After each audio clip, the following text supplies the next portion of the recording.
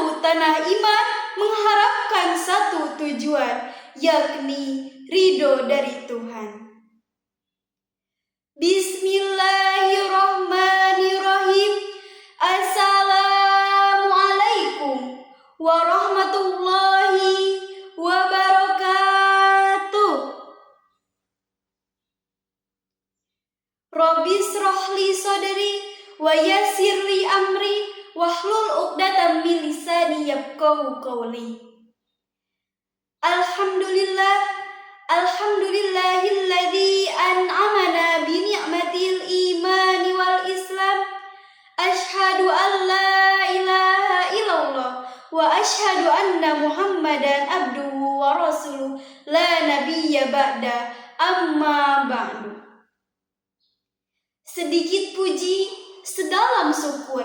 Mari kita sama-sama bersyukur kepada Allah yang Maha Ghafur, Allah yang Maha Esa, yang telah menjadikan kita bangsa Indonesia di balik indah dalam Bhinneka Tunggal Ika. Walaupun beda adat dan budaya, tetapi bangsa Indonesia tetap harmonis dalam persatuannya. Allah mencintai hambanya yang bersyukur dan membenci hambanya yang kufur lagi takabur. Padahal umat sudah mulai menabur, pandangan sudah mulai kabur, gigi pun sudah mulai luntur. Tapi yang namanya bersyukur belum bisa diatur, betul? Sholawat dan salam mari kita sama-sama hadiahkan kepada revolusi alam, seorang tokoh yang tak pernah menongol, seorang aktor yang tak pernah berbuat kotor, seorang pahlawan yang gagah menawan, namun menjadi medan perang. Beliau adalah Nabi besar Muhammad Sallallahu Alaihi Wasallam. Yang saya hormati Dewan Juri sekalian, dan yang saya banggakan teman-teman seperjuangan. Insya Allah berdirinya saya di sini bukan untuk menampilkan kecantikan, bukan pula kecerdasan, apalagi kehebatan. Tapi berdirinya saya di sini akan teringat sabda Nabi, "Balighu anni walau ayah." Sampaikanlah dariku olehmu walaupun sepotong ayat. Oleh karena itu, izinkanlah saya untuk menyampaikan sebuah pidato dengan tema Suara Rakyat di Persimpangan Demokrasi Indonesia dan subtema Pajak Naik, Tunjangan DPR Meroket, Keadilan atau Pengkhianatan Demokrasi. Hadirin muslimin wal muslimah rahimakumullah. Hari ini saya berdiri dengan satu pertanyaan besar. Demokrasi ini sebenarnya milik siapa sih? Apakah milik rakyat yang setiap hari berjuang dengan keringat? Atau hanya milik segelintir elit yang duduk nyaman di kursi kekuasaan? Pertanyaan ini muncul karena realita yang menohok. Ketika pajak naik dan rakyat makin terhimpit, justru tunjangan DPR meroket dan mereka makin tersenyum puas. Apakah ini wajah demokrasi atau justru pengkhianatan terhadap janji itu sendiri? Yang pertama adalah mari kita memahami hakikat demokrasi. Demokrasi bukan hanya kotak suara 5 tahun sekali.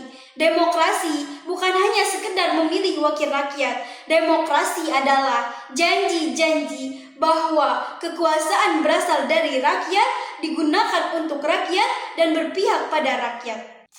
Namun, apa jadinya bila justru rakyat jadi korban? Pajak dinaikkan, kebutuhan pokok melambung, tapi alih-alih meringankan beban rakyat, para wakil rakyat justru menaikkan tunjangan mereka sendiri. Di mana letak keadilan itu? Allah berfirman dalam Quran Surat An-Nahl ayat 90 yang berbunyi, Bismillahirrahmanirrahim, Innallaha ya'muru bil 'adli wal ihsani wa ita'i dzil qurba wa yanha 'anil fahsai wal munkari wal baghi ya'idukum la'allakum tadhakkarun, yang artinya sesungguhnya Allah menyuruh berlaku adil, berbuat kebajikan dan memberikan bantuan kepada kerabat kerabat. Dia juga melarang perbuatan keji, kemungkaran, dan permusuhan. Dia memberi pelajaran kepadamu agar kamu selalu ingat kepadanya.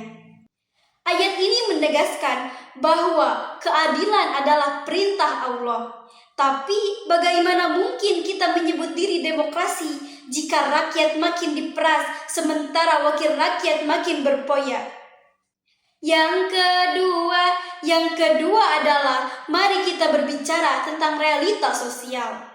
Seorang petani harus membayar pajak padahal penghasilan dari sawahnya tak seberapa. Seorang pedagang kecil di pasar harus memutar otak menyesuaikan harga takut kehilangan pembelinya.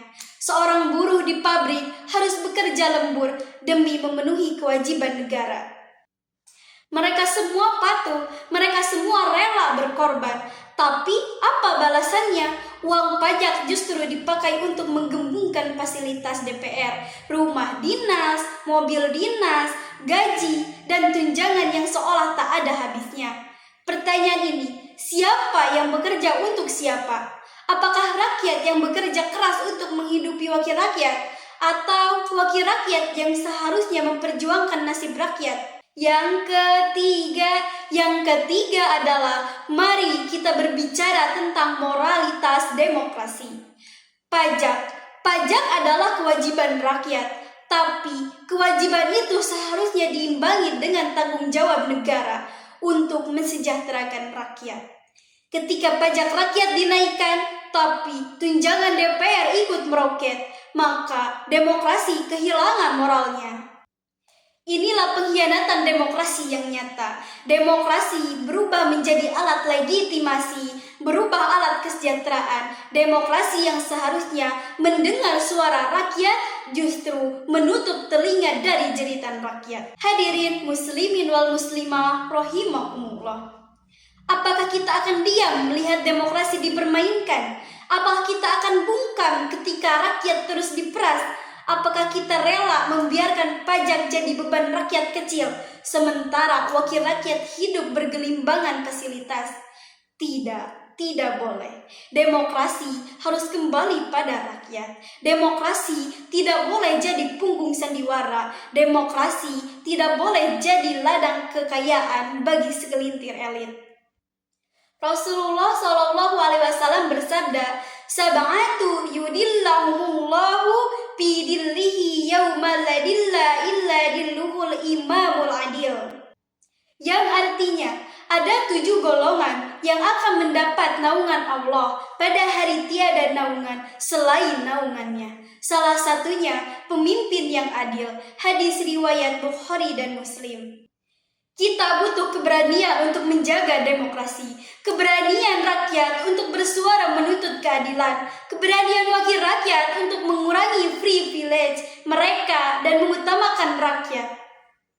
Keberanian kita semua untuk mengawasi agar pajak benar-benar kembali dalam bentuk pelayanan publik, pendidikan murah, kesehatan layak, dan lapangan kerja yang adil. Hanya dengan begitu, demokrasi akan kembali bermakna. Bisa ditarik kesimpulan, hadirin muslimin wal muslimah rahimakumullah. Pajak naik dan tunjangan DPR ikut meroket. Bukan sekedar angka di kertas, ia adalah cerminan ketidakadilan. Bukti nyata bahwa demokrasi kita sedang berada di persimpangan jalan antara ditegakkan atau dikhianati. Jika keadilan tidak ditegakkan, maka demokrasi akan mati pelan-pelan. Tapi jika suara rakyat berani bersatu, maka demokrasi akan kembali hidup dengan gagah. Mari kita jaga demokrasi Indonesia dengan keberanian. Berani menolak pengkhianatan, berani menuntut keadilan, berani memastikan bahwa pajak kembali kepada rakyat, bukan untuk memajakan elit. Karena sesungguhnya demokrasi sejati adalah demokrasi dari rakyat, oleh rakyat, dan untuk rakyat. Bukan demokrasi untuk kursi, bukan demokrasi untuk tunjangan, dan bukan demokrasi untuk kepentingan segelintir orang. Demikianlah pidato yang dapat saya sampaikan. Semoga pesan yang saya bawakan hari ini tidak hanya berhenti di layar, tapi juga sampai di hati para pendengar. Terima kasih kepada Dewan Juri dan semua yang sudah menyimak. Saya Andini Khairunisa pamit dengan satu keyakinan. Perubahan dimulai dari satu suara. Dan hari ini suara itu adalah kita. Wabillahi taufiq wal hidayah. Wassalamualaikum warahmatullahi